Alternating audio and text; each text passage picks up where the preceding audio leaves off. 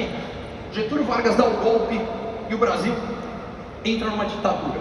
A ditadura do Vargas é mantida até, tá vendo, em meados dos anos 40 que despenca outra vez, cai a ditadura do Vargas, volta a democracia. Democracia sustentada enquanto o Brasil cresce. 64 despencou, golpe militar. Ditadura sustentada enquanto o Brasil cresce. Despenca na primeira metade dos anos 80, adeus ditadura, volta a democracia.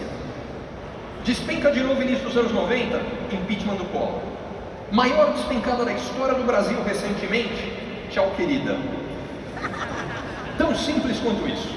Por que o processo funciona assim? Porque as nossas expectativas são traçadas assim, em retas. Tá indo bem, tá indo bem, tá indo bem, tá indo bem, a reta é para o céu. Aí vem o ciclo e faz assim. A realidade está aqui embaixo, a expectativa estava aqui em cima, a decepção é gigante. Você fala, quem é o responsável por isso daqui?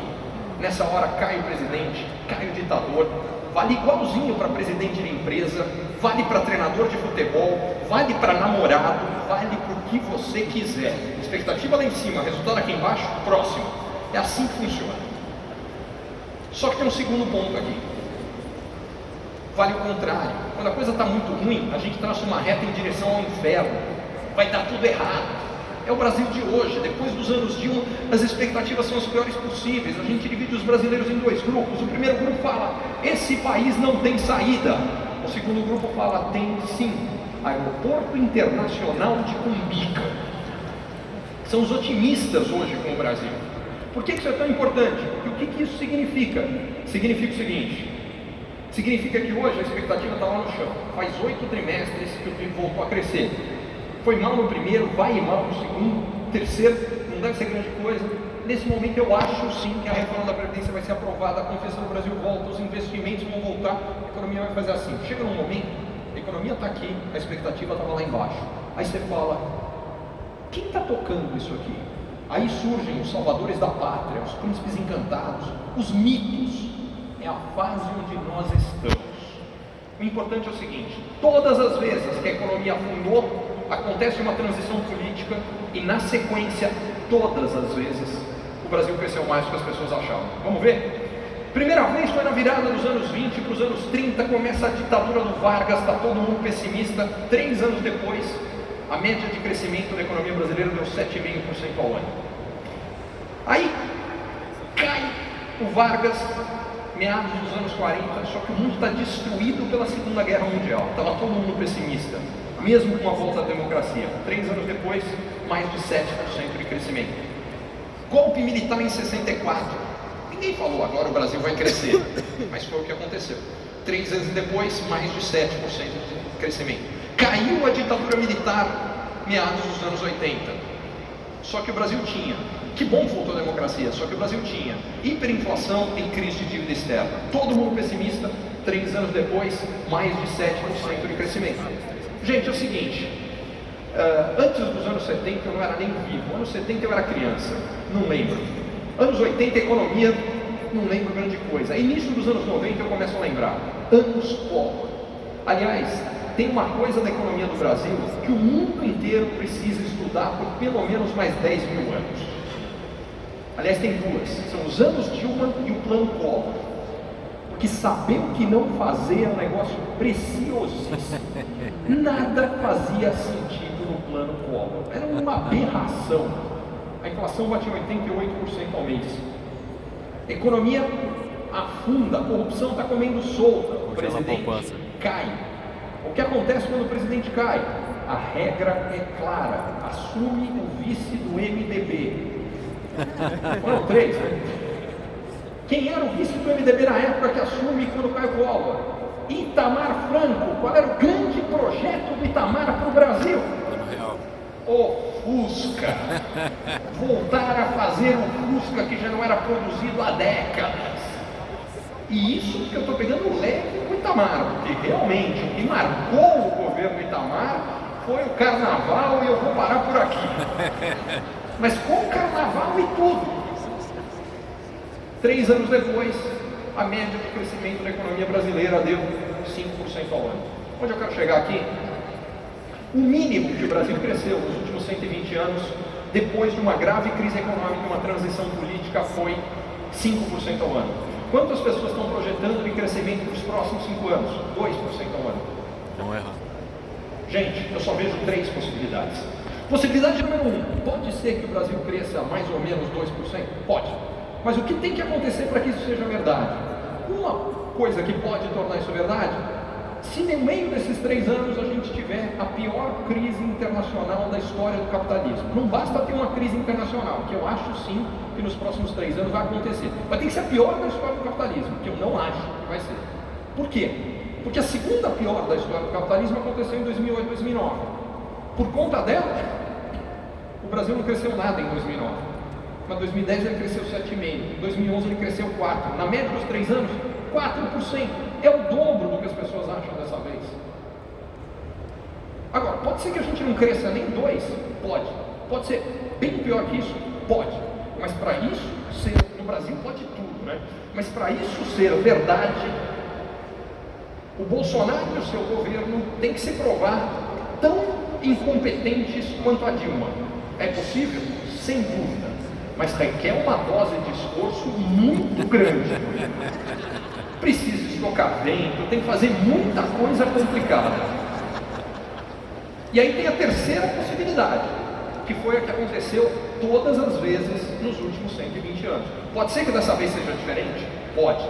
Mas nos últimos 120 anos o que aconteceu foi: o Brasil na sequência cresceu mais, eventualmente muito mais do que as pessoas estão achando. Se de fato o que vai acontecer, a terceira possibilidade, que é o Brasil vai crescer muito mais do que as pessoas acreditam, a gente está na fase de mais oportunidade que tem. Porque quando o futuro vai ser melhor e ninguém acredita. Isso aqui é consequência do famoso efeito, que eu já vou contar daqui a pouco, mas antes, se alguém quiser saber se algo mudou na minha cabeça aqui, uma vez por mês eu mando um artigo de uma página, para quem quiser receber, é só deixar o e-mail de vocês ali, vou aproveitar para tomar uma água aqui, e já conto qual é o efeito que causa isso.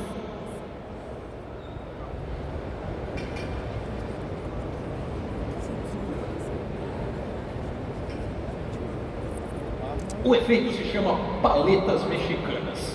E ele funciona assim. Um dia um cara teve uma ideia brilhante, genial. Ele falou: pega o picolé, enche de leite condensado e cobra por cada picolé o preço de 10 picolés. O cara falou: não é possível, ninguém vai pagar. Aí o cara ficou rico. No que o cara ficou rico, você começa a sentir um negócio meio esquisito aqui do lado esquerdo do peito. Lembra, o cara ficou rico, você não ficou não. Tem algo apertando aqui, para falar a verdade, tem algo te corroendo por aqui. É a mais humana de todas as emoções. Ela se chama inveja. Na hora que você vê o outro cara ficando rico e você não, ela entra em ação. É um negócio horroroso. Aí você fala: peraí, como é que esse cara ficou rico? Foi vendendo paleta, não foi? Também quero ficar rico. Sabe o que eu vou fazer? Vender paleta.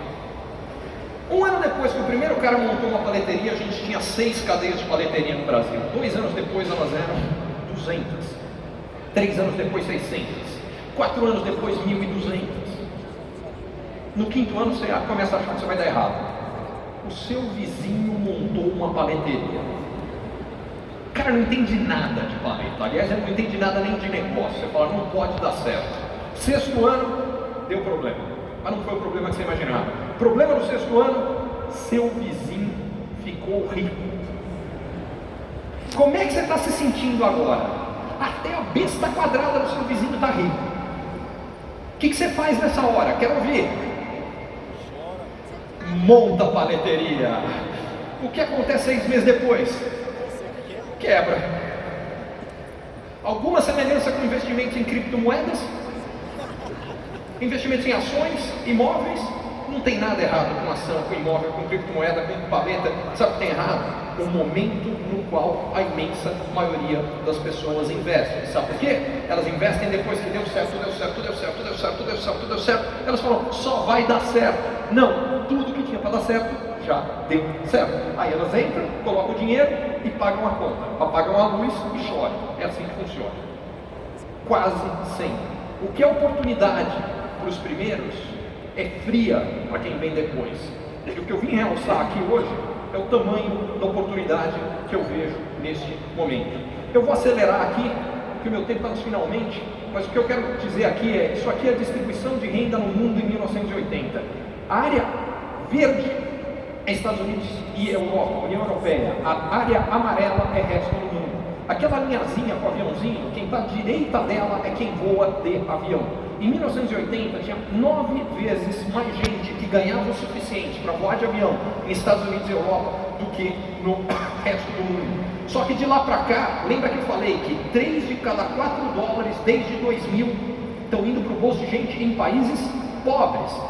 Em 2014, pela primeira vez, tinha mais gente voando de avião em país pobre do que em país rico. Só que vai continuar.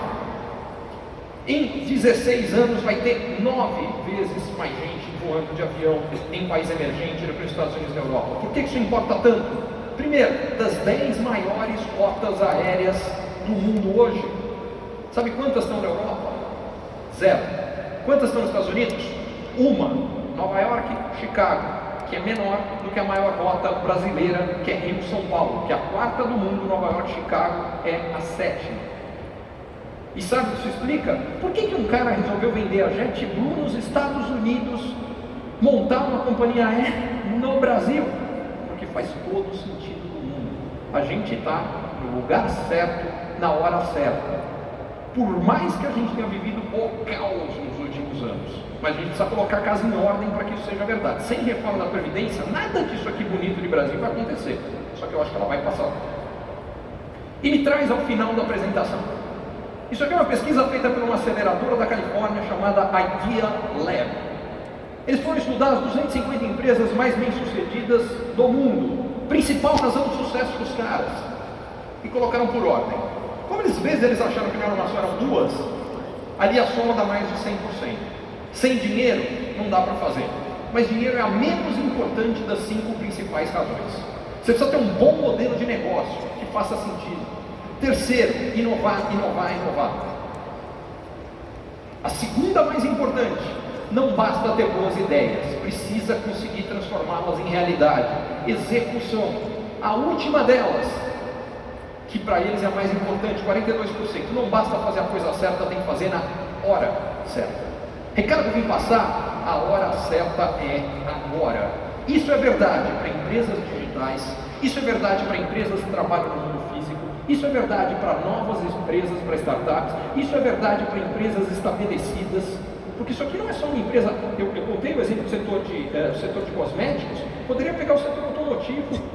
A Volvo é uma empresa praticamente centenária, líder em tecnologia de carro autônomo e veículo elétrico. Por quê? Porque estão fazendo a transformação que é necessária para que eles possam ser uma empresa centenária. Sem isso não vai acontecer. E eu poderia pegar exemplos de um monte de outras empresas. Enfim, meu recado aqui é só o seguinte: o quanto eu acredito no que eu vim falar para vocês. Porque vir aqui falar, não, tem oportunidade, tem transformação digital, é muito fácil. O que importa mais não é o que eu falo, é o que eu faço.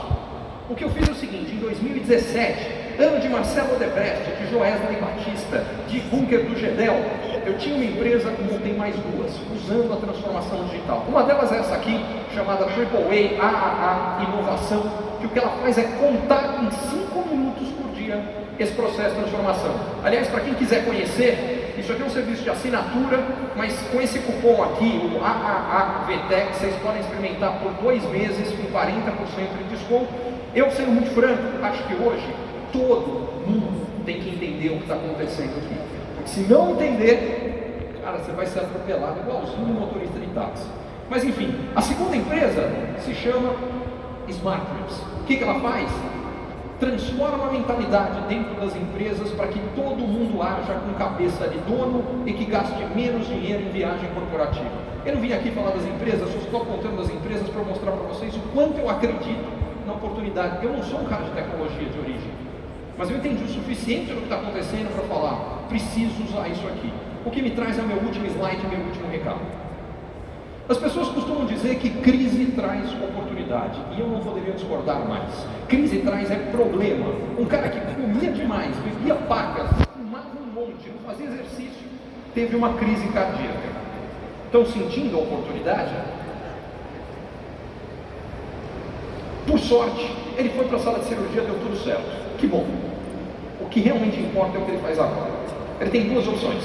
A primeira opção: cara, não tem que fazer mais nada, deu certo a cirurgia, eu toco a vida que nem antes.